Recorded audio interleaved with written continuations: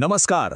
2027 साल भारतासाठी एक मोठा बदल घेऊन येत आहे आणि तो म्हणजे देशाची पहिली वहिली डिजिटल जनगणना. या आमच्या मोठ्या राष्ट्रीय कामामध्ये शिक्षक म्हणून आपली भूमिका खूप महत्त्वाची आहे. आपणच याचे खरे आधारस्तंभ आहोत. चला तर मग ही संपूर्ण प्रक्रिया नेमकी काय आहे हे एकदम सोप्या भाषेत समजून घेऊया. ठीक आहे, तर आता या कामाची वेळरेषा कशी आहे ते समजून घेऊया. बघा, हे संपूर्ण जनगणना अभियान आहे ना, हे मुख्यत्वे 2 भागांमध्ये विभागलेलं आहे.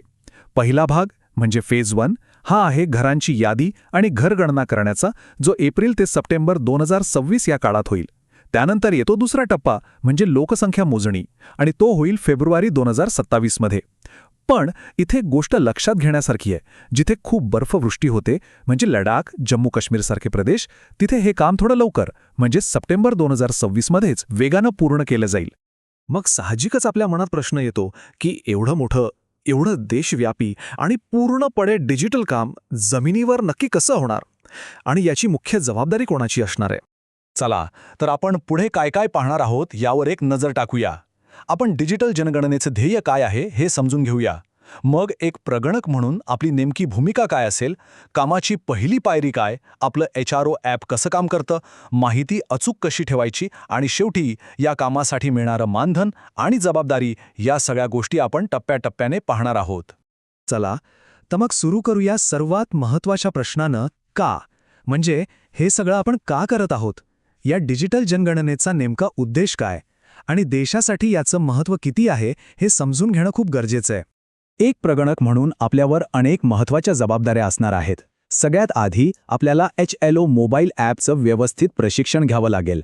त्यानंतर आपल्याला नेमून दिलेला जो गणन गट आहे त्याचा नकाशा समजून घ्यावा लागेल. मग प्रत्यक्ष घरांची यादी करणं, लोकसंख्येची माहिती गोळा करणं, रोजच्या रोज माहिती ॲपमध्ये भरून ती सिंक करणं, आपल्या सुपरवायझरशी संपर्कात राहणं आणि सगळ्यात महत्त्वाचं म्हणजे गोळा केलेल्या माहितीची गोपनीयता जपणं, हे सगळं आपल्याला करायचं आहे. आणि हे काम करताना एक गोष्ट लक्षात ठेवली पाहिजे की आपल्या पाठीशी कायद्याचं भक्कम संरक्षण आहे. जनगणना कायदा 1948 आणि नियम 1990 नुसार माहिती गोळा करण्यासाठी आपल्याला तात्पुरते प्रशासकीय अधिकार मिळतात. त्यामुळे कोणतीही कायदेशीर अडचण येत नाही. चला आता वळूया आपल्या कामाच्या पहिल्या आणि सगळ्यात महत्त्वाच्या टप्प्याकडे, तो म्हणजे घरांची यादी तयार करणे.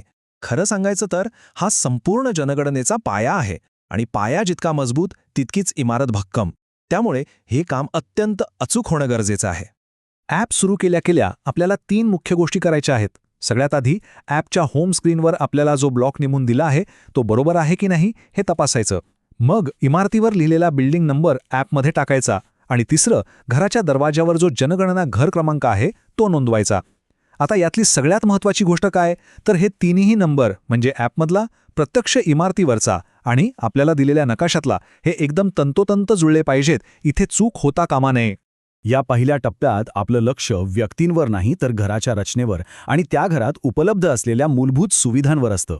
म्हणजे घर कशासाठी वापरलं जातं, त्याचं बांधकाम कसं आहे, घरात पिण्याच्या पाण्याची, शौचालयाची सोय आहे का, टीव्ही, इंटरनेटसारख्या गोष्टी आहेत का, ही सगळी माहिती देशाच्या विकासाचं नियोजन करण्यासाठी खूपच मोलाची ठरते. बरं, आता बोलूया आपल्या सगळ्यात महत्त्वाच्या हत्याराबद्दल, म्हणजे आपल्या स्मार्ट साधनाबद्दल, जे आहे हाऊस लिस्टिंग ऑपरेशन्स किंवा सोप्या भाषेत HLO मोबाईल ॲप. या ॲपची एक खूपच जबरदस्त आणि स्मार्ट गोष्ट आहे ती म्हणजे ब्रांचिंग लॉजिक. आता हे काय आहे तर सोपं आहे. आपण दिलेल्या उत्तराच्या आधारावर ॲप पुढचा प्रश्न आपोआप ठरवतं. याच्यामुळे काय होतं की आपलं काम सोपं होतं आणि प्रत्येक घरासाठी फक्त तेवढेच प्रश्न विचारले जातात जे आवश्यक आहेत. आता हे ब्रांचिंग लॉजिक नीट काम करण्यासाठी आपल्याला हा फरक समजून घेणं खूप गरजेचं आहे. संस्थागत कुटुंब म्हणजे जिथे नातेसंबंध नसलेले लोक एकत्र राहतात, जसं की हॉस्टेल किंवा वृद्धाश्रम. आणि संस्था म्हणजे अशी इमारत जी राहण्यासाठी वापरली जात नाही, उदाहरणार्थ शाळा किंवा दवाखाना. कारण आपण सुरुवातीला कोणता प्रकार निवडतो यावरच पुढचे प्रश्न अवलंबून असतात. आणि हे बघा, ही स्लाईड आपल्याला अगदी स्पष्टपणे दाखवते की हे लॉजिक कसं काम करतं. समजा आपण घराचा वापर निवास म्हणून निवडला तर सर्व 34 प्रश्न विचारले जातील. पण जर आपण गैरनिवासी किंवा रिकामे असं निवडलं तर ॲप पुढचे प्रश्न विचारतच नाही. किती वेळ वाचतो आपला यामुळे? तंत्रज्ञान कितीही चांगलं असलं तरी शेवटी सगळं अवलंबून आहे आपल्या कामावर. आपण जी माहिती भरू तीच अंतिम मानली जाईल. त्यामुळे या माहितीची अचूकता टिकून ठेवणं ही आपली सर्वात मोठी जबाबदारी आहे. आणि ही अचूकता जपण्यासाठी एक गोल्डन रूल आहे. 6 पायऱ्यांचा नियम. प्रत्येक घरासाठी आपल्याला हाच क्रम वापरायचा आहे. पहिलं, नम्रपणे विचारा. दुसरं, माहितीची खात्री करा. तिसरं, ॲपमध्ये बरोबर नोंद करा. चौथं, भरलेल्या माहितीवर एकदा नजर टाका. 5वं, डेटा सिंक करा. आणि 6वं, मगच त्या घराचं काम पूर्ण झालं म्हणून मार्क करा. ही सवय लावली की चूक होणारच नाही. रोजचं काम संपल्यावर माहिती सिंक करणं हे अत्यंत महत्त्वाचं आहे. सिंक केल्यामुळेच आपला डेटा सरकारी सर्व्हरवर सुरक्षित होतो आणि आपलं त्या दिवसाचं काम पूर्ण झालं याची एक प्रकारे डिजिटल सहीच होते. या कामाकडे फक्त एक डेटा एंट्रीचं काम म्हणून बघू नका.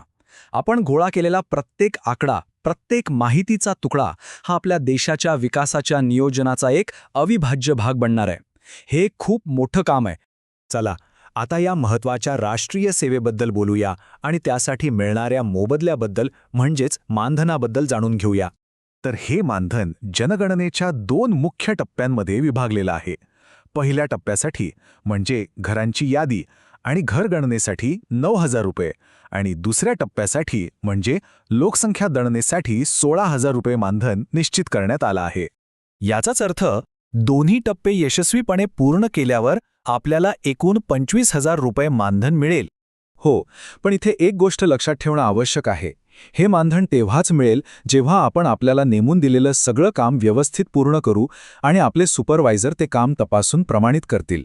त्यानंतरच संपूर्ण रक्कम आपल्या खात्यात जमा होईल. तर मग शेवटी प्रश्न हाच उरतो की हे फक्त एक काम आहे, एक जबाबदारी आहे की त्याहून काहीतरी मोठं? खरं तर जनगणनेतला सहभाग म्हणजे फक्त माहिती गोळा करणं नाहीये. हा देशाच्या भविष्याचा डेटा पाया घालण्याचा एक महत्त्वाचा भाग आहे. म्हणजे ही एका अर्थी राष्ट्र उभारणीचीच एक संधी आहे, नाही का?